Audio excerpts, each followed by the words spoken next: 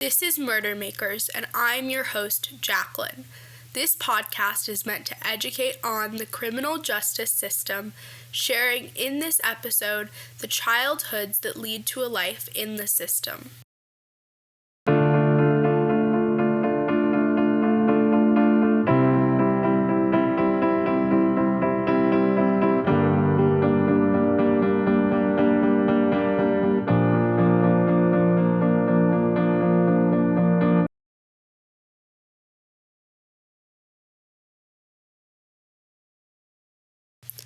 When learning of a crime, many people assume that the offender is a bad person.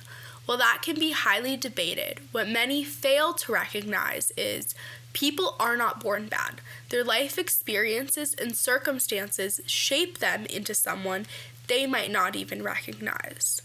Most focus on the crime itself, writing it as a salacious story to tell, often using the pain and trauma of victims and not seeing the offender as a person in the process.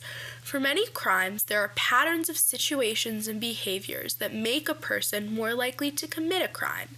Experiences are particularly influential during one's formative years, which is why, when looking at the psychological profile of someone, it is important to start from the beginning, their birth.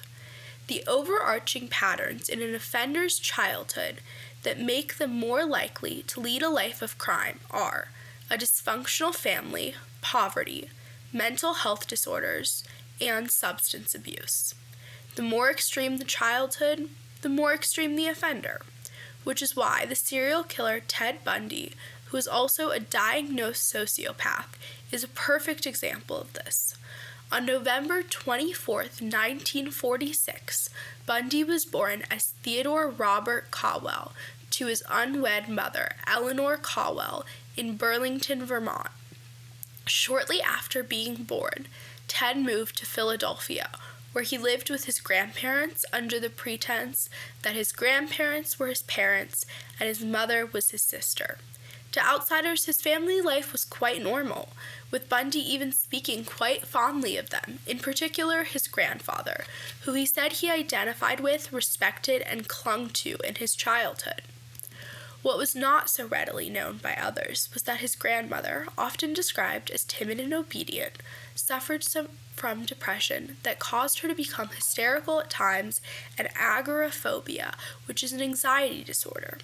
While his grandfather, who was vulgar and had quite the temper, including being physically violent with his family and neighborhood animals. His grandfather also had a collection of disturbing images that a young Ted was exposed to and continued to look at while living in Philadelphia. The secret of his mother and grandparents' behavior is believed to have caused Ted to develop an attachment disorder.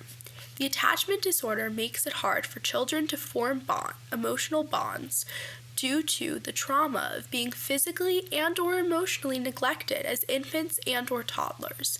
This would also explain some of Ted's behavior later on in his childhood when it comes to relationships.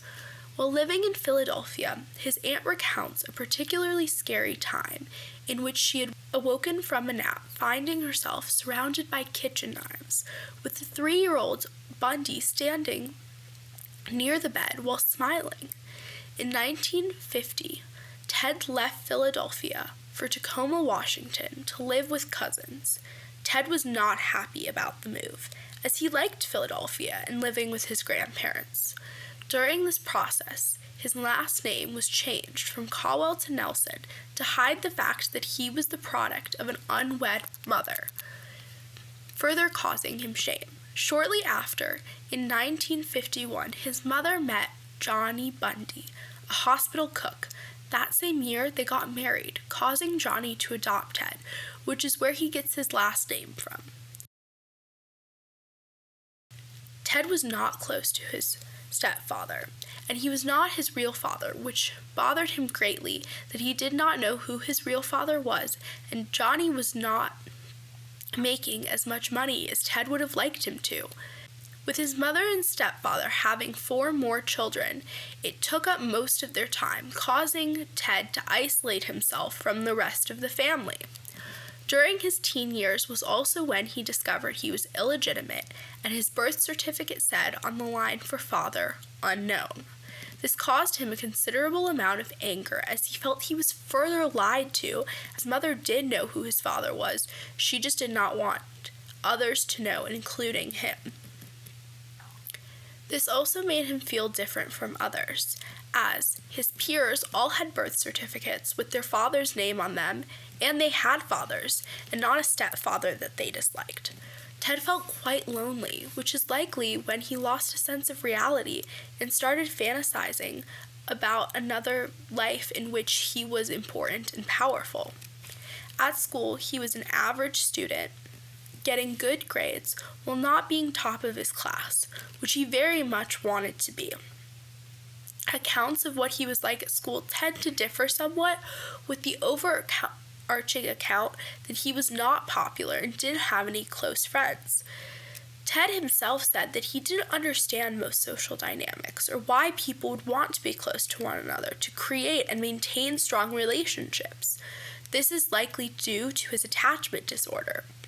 He didn't participate in after-school activities, not being exceptionally fit, but he did participate in downhill skiing. His love of downhill skiing is what also caused his first run-ins with the police, as he was unable to afford ski equipment or lift tickets, so he would steal both. In his free time, his love for control and inciting terror in others were his primary focus. To do this, he would frequently go to the woods, bringing animals along with him, where he would abuse them, ultimately killing them. One of the ways he did this, particularly with rodents, was by purchasing them from the pet store before bringing them to the woods, where he would have a makeshift corral in which he would pick them out individually, deciding if he would kill the rodent or release it into the woods. In this game, he said he felt as if he was a god, having complete control over the animal and if they got to live or die. In the water, he would try drowning people while swimming and boating.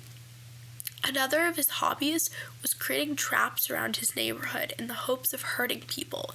In one situation, he did end up hurting a girl quite badly when she fell in the trap and ripped her leg open. During this time is when he first started looking into windows, particularly of women and girls. After getting away with this behavior for quite some time, his frequency grew and his guilt lessened.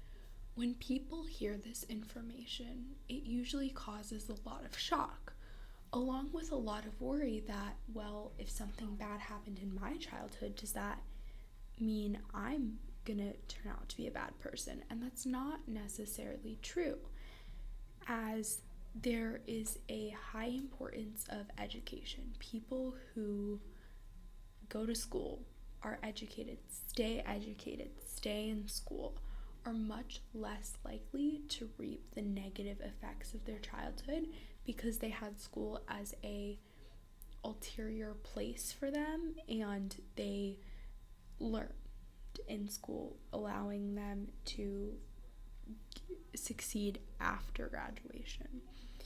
When hearing this, then people are like, well, how does one succeed after graduation? What does one do? And the biggest thing is making a plan. More on that in my interview with Mrs. Benjamin, a guidance counselor here at Corning Painted Post High School.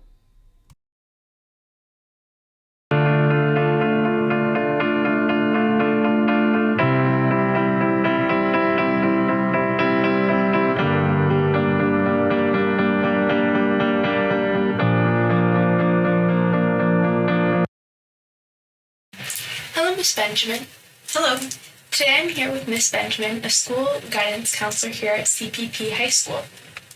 So, Miss Benjamin, what should students be thinking about after graduation for the world afterwards?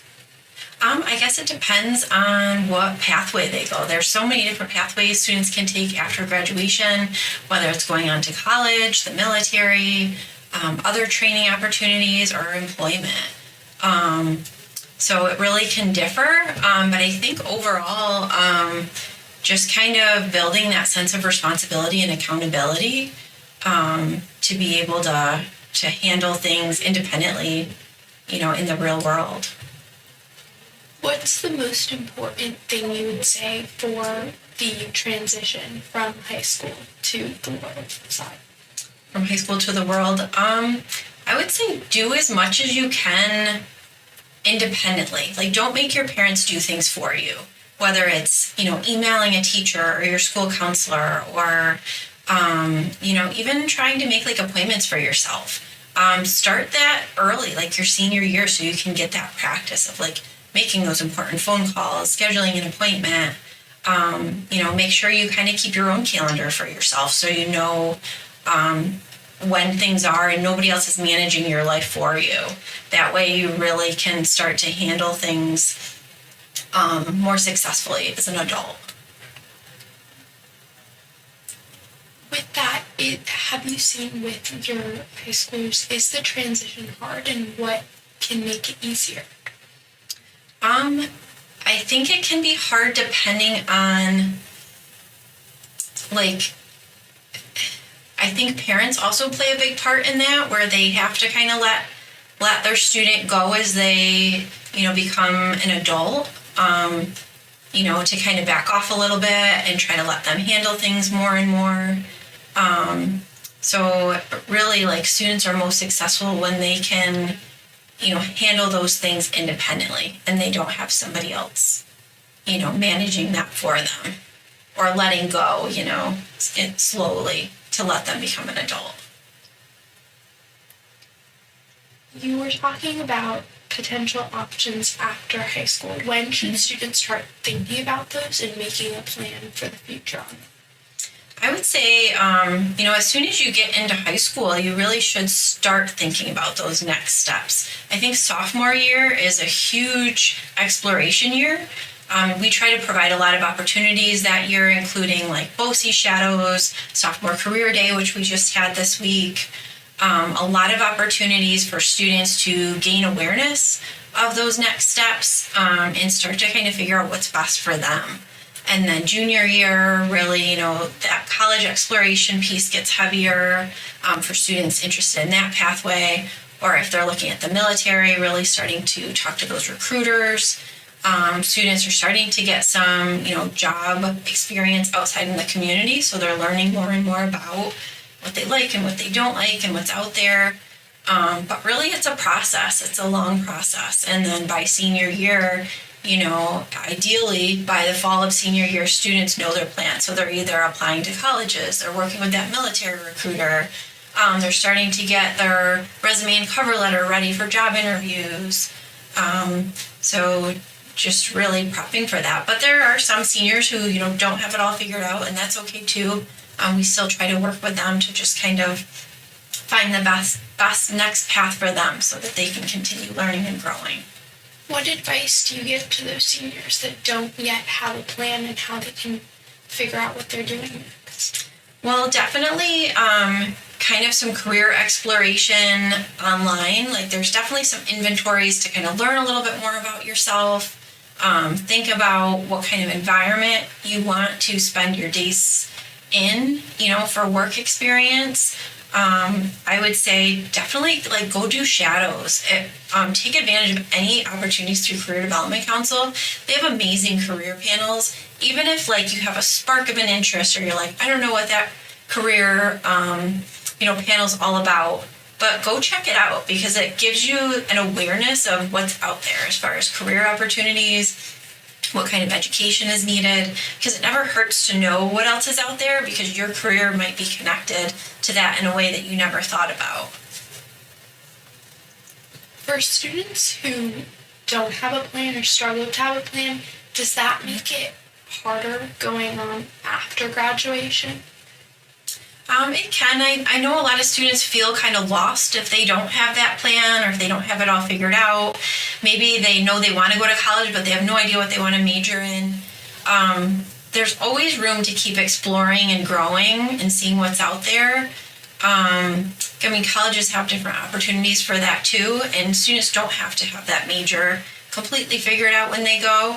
But it is helpful to know, what do you like? What subjects are you interested in? What are you good at? What are your values and what do you want your lifestyle to look like as an adult? Just keep kind of questioning those things of like, okay, well, what careers fit into that, and narrowing it down. We also have senior interviews at the end of senior year where local employers come in and offer interviews to students for jobs that have openings. So there's always a place to start, even if, maybe they start going to college part-time or they start out in one of those careers and they can grow or build from there. There's also like adult education programs through BOCES too. So there's so many opportunities. It's just kind of making students aware of those opportunities and kind of figuring out what seems like the best choice for them. What is your number one goal for seniors from the transition from high school to after graduation? I think just finding success as an adult, whatever that is in life for them, because success can be a range of things for people.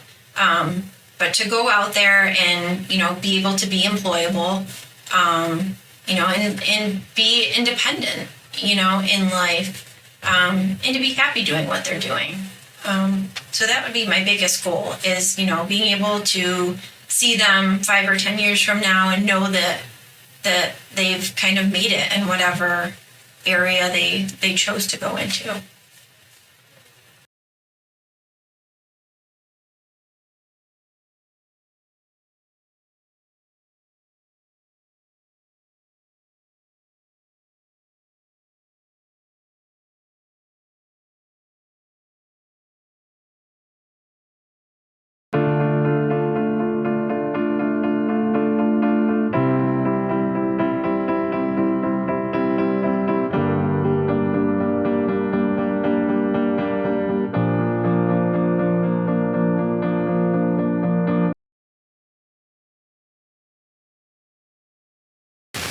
Thank you for listening to this episode of Order Makers, where we discuss what the childhoods that they